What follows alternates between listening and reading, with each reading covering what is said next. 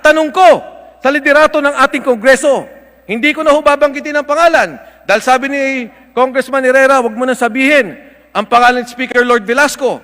Ano ang aksyon na ating gagawin tungkol sa investigasyon na ito? Ang Pangulo, ang talumpati niya kagabi, at dito po ay na-involve ang ating Kongreso na sa aking pong palagay, meron pong kolektibang apekto sa ating reputasyon at integridad bilang mababang kupulungan ng ating Republika. If I may proceed, Madam Speaker. Let me just quote Section 105 before I begin, Mr. Speaker. Questions of privilege. Questions of privilege are urgent matters, directly and principally affecting the duties, conduct, rights, privileges, dignity, integrity, or reputation of the House or of its members, individually or collectively. Nabanggit ko po, Mr. Speaker, no ako'y nagpaalam sa ating kagalang-galang na Majority Floor Leader, na ako po'y tumatayo on a question of personal and collective privilege. Sa kadahilanan na ang Pangulo po ay nagsalita kagabi tungkol sa investigasyon na isinasagawa sa Development Bank of the Philippines na kung saan binanggit niya na nagkaroon ng suspension at if I may quote him directly, sabi niya, hindi maganda para sa atin yan. Mr. Speaker, the President also stated that there are many investigations of banks. But in this particular case, when we were about to investigate the Lopez loan, we suspended the investigation. At idinugtong niya, Mr. Speaker, na ito daw po ay ibibigay niya na sa Ombudsman. Now, Mr. Speaker, let me begin by saying that I already spoke with the Honorable Aglipay, who was here with us in plenary, the Chairman of the Committee on Good Government. At nagpapasalamat po ako, Mr. Speaker, dahil ngayon po nagkaroon kami ng paglilinaw kung ano ang tatahakin at direksyon ng Committee ng Good Government at ng ating Kongreso. Importante, Mr. Speaker, yung sinabi ng ating Presidente at kung ano ang aksyon na gagawin ng ating Kongreso ukol sa investigasyon na ito. Dahil ang ating reputasyon, ang ating integridad, ang ating pong panunungkulan, our duties and responsibilities here in Congress, in particular, the Committee on Good Government, has to pursue the investigations until its final conclusion. Malinaw po yan. Pagka po nagkaroon ng paghinto, ito ay didesisyonan ng komite. It is the committee's decision.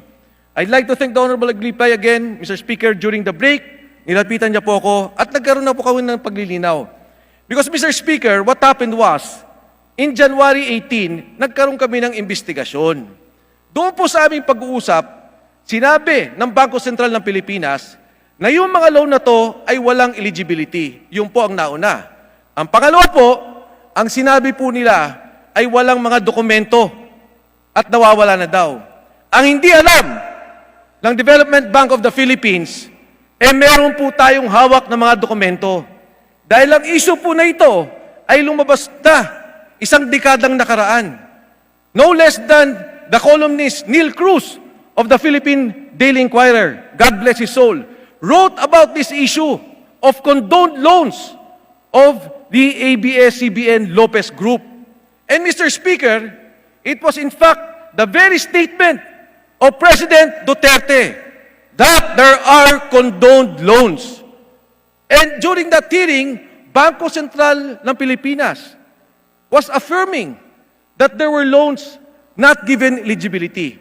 Ngayon, Mr. Speaker, kung ito namang depensa nila, sinasabi nila, na ito daw po ay pwede sila magbenta kahit hindi dumaan sa SPAV, dahil ito naman po daw ay tax incentive, lalo pong mas masama, dahil yung 9 bilyon na utang, ginawa po nilang 3 bilyon.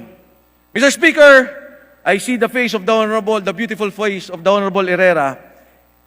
She requested me not to dwell on the issue, but I'm just stating a fact na meron pong patutunguhan ang isyong to. May mga dokumento at may mga ebidensya. At ang Pangulo na nga mismo, nagsabi 3 taong nakaraan, binanggit niya na to.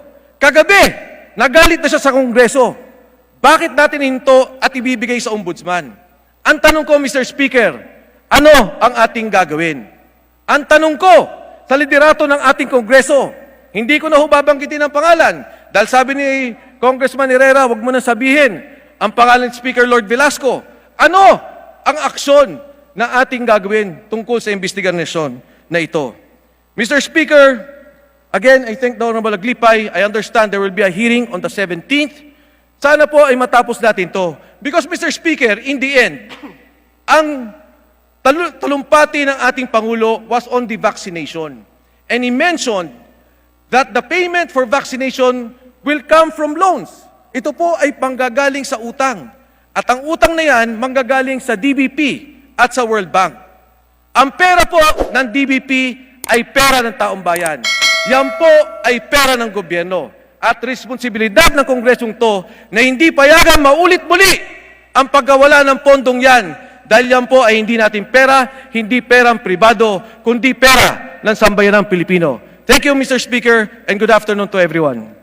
Representative Mike Aglipay is hereby recognized. Please proceed. Mr. Speaker, thank you.